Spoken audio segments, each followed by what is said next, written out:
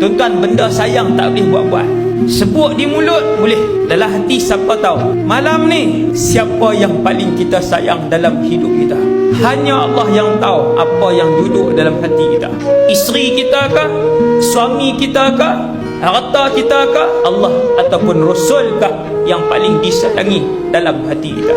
Syarat dia Nabi beritahu dah, fa anta ma'aman ahbabta, kamu akan dibangkitkan oleh Allah dengan orang yang paling kamu sayang.